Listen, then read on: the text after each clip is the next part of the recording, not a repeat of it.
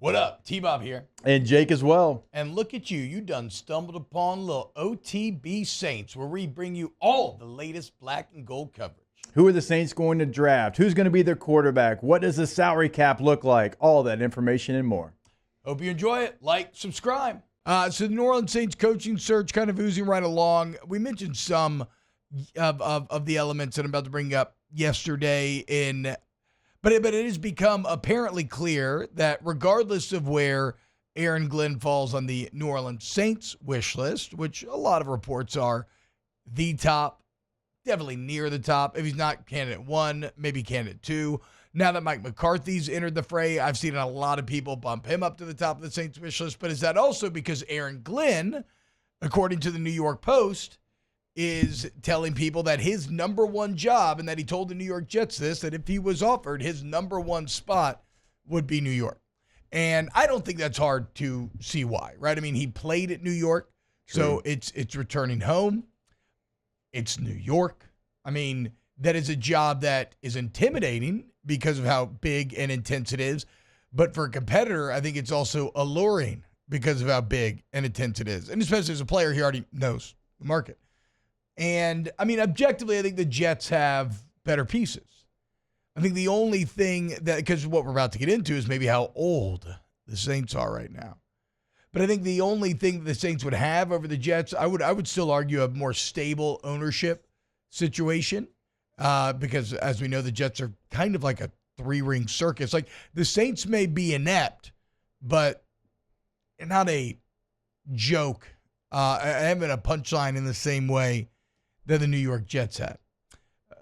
But with Aaron Glenn, obviously, that lone advantage for the New Orleans Saints, not enough for him to make the Saints his number one choice. So I don't think Aaron Glenn will be the next head coach of the New Orleans Saints. Yesterday, we talked about Mike McCarthy, and certainly more intriguing than I thought it was going to be after talking to Matt Flynn. But you got to look at what are you taking over? And there's a line in Force Awakens. And Kylo Ren says to this guy that, felt like it was going to mean something one day and never did. But he looked at him and he said, "Look how old you've become." And, that's how I kind of feel looking at the New Orleans Saints roster. Ross Jackson had a really good write-up on this on LouisianaSports.net. But here are 5 cap hits for players currently over the age of 32, Jake. Derek Carr is a $51.5 million cap hit. Cam Jordan, $20 million. Taysom Hill, $18 million. Demario Davis, $12.4. Tyrann Mathieu, $11.3. That's $113 million in 5 players over the age of 32. It actually goes up to 125 when you add in Ryan Ramchick's contract, having whatever money he was deferred and now owed. Yeah. So it's actually going to be 125 tied up in 6, but really just 5 because Ramchick's not playing, in 5 players this season. That is 46.5% of the cap in 5 players. And I'm sure that allocation is representative of other teams, right? You have to pay your best players.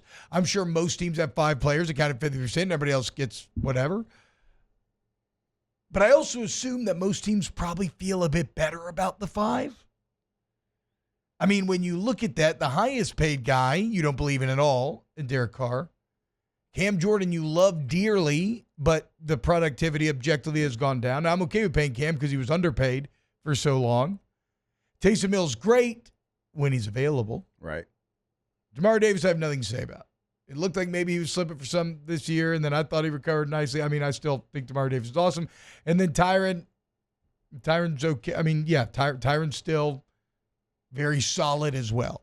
But it's still not a 5 that inspires a lot of confidence, Jake, if you are a coach coming outside looking in and looking at, okay, where are we at? Where are we allocating our resources? What's the lay of the land like?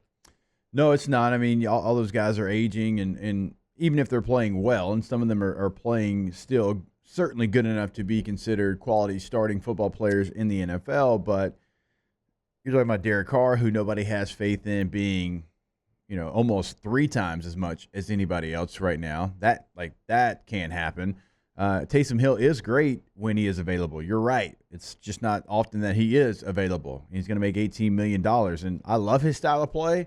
But if you play that style of play, you've got to stay healthy. You have to have a body type that can handle everything that he does between the tight end, the fullback, the quarterback, the receiver, all that kind of stuff. And so you look at this list, and it doesn't inspire you for the future if you're someone looking at this job and you have multiple other options.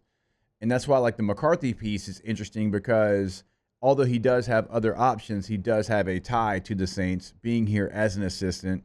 Mickey Loomis did mention that it was somebody that he had a personal relationship with as well a couple of weeks ago. When was McCarthy here as an assistant? I missed this. Early Jeff Blake, so early 2000s. Wow. Okay. Hell yeah. So like pre-Katrina. Oh yeah. That's crazy. Okay. McCarthy been in the game for a long time. I guess Hasler would have been the head coach when he was there. Yeah, definitely. Sorry, continue. So that's going to be something you have to pay attention to whenever you're looking at, like, Joe Brady's been here before, so he's got a relationship, and so you do have somewhat of an advantage there, but it's going to take that, because if you don't have a tie to the New Orleans Saints right now, you look at this and you're like, man, how do we bring in good players? How do we bring in people that are going to help us change the narrative there on that franchise? And so I think it does kind of handcuff you a little bit as far as who is willing to come to New Orleans to take that over. And, I mean, you look at Mickey Loomis, and this is a credit to him because I would not guess this given how spry and energetic he appears. Mickey Loomis is 68 years old, though. So he himself is getting to an age where just realistically, you probably don't get to make another one of these decisions. This is probably your last opportunity to try to get it right and really add it into the pressure of just add it into just the normal immense amount of pressure that comes into being an NFL general manager is the fact that you're kind of in a young man's game.